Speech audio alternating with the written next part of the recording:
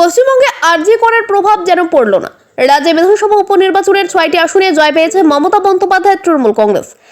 শনিবার নির্বাচনের ফল প্রকাশ করে নির্বাচন কমিশন মমতার ফলাফল যেন পুরো দেশের রাজনীতিতে তাক লাগিয়ে দিল। নির্বাচনের ফল ঘোষণার পর উচ্ছ্বাস প্রকাশ করেছেন মমতা। ধারণা করা হচ্ছিল ভোটের আগে আরজি কর হাসপাতালের মেডিকেল কলেজে নারী চিকিৎসকের ধর্ষণ ও হত্যার ঘটনা প্রভাব ফেলবে ভোটের মাঠে, কারণ ওই ঘটনায় উত্তাল হয়ে উঠেছিল কলকাতা। তবে নির্বাচনের ফলে তার কোনো প্রভাব পড়েনি, সেটা স্পষ্ট হয়ে গেল শনিবার। পশ্চিমবঙ্গের 6টি আসনেই উপনির্বাচন হয় গত 13 নভেম্বর। কোচবিহারের সিতাই, আলিপুরদুয়ারের মাদারিহাট, পশ্চিম মেদিনীপুরের মেদিনীপুর, বাঁকুড়ার তালড্যাংরা এবং উত্তর 24 পরগনার হারোয়া ও নৈহাটিতে শনিবার সকাল থেকে শুরু হয় ভোট গণনা। দুপুরের মধ্যে 5টি আসনে তৃণমূলের প্রার্থীরা জয়ী বলে ঘোষিত হয়। উপনির্বাচনে এমনিতেই শাসক দলের জয়ের হাওয়া থাকে। সিতাই, নৈহাটি এবং হারোয়ায় তৃণমূলের জয় এক প্রকার নিশ্চিত ছিল। তবে বিজেপির দখলে থাকা উত্তরবঙ্গের মাদারিহাটের 28,000-এর বেশি ভোটে জিতেছেন তৃণমূল প্রার্থী জয়প্রকাশ টপ্প।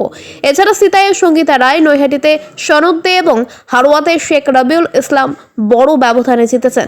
সবশেষে তালড্যাংরার ফল ঘোষণাও দেখা যায় জয় তৃণমূলের ঘরেই এসেছে। উপনির্বাচনের ফল নিয়ে সামাজিক মাধ্যমের পোস্টে মমতা লিখেছেন, আমার অন্তরের অন্তঃস্থল থেকে মামাটি মানুষকে জানাই প্রণাম।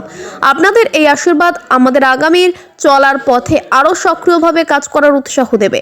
সাধারণ মানুষই আমাদের ভরসা, আমরা সবাই সাধারণ মানুষ, এটাই আমাদের পরিচয়।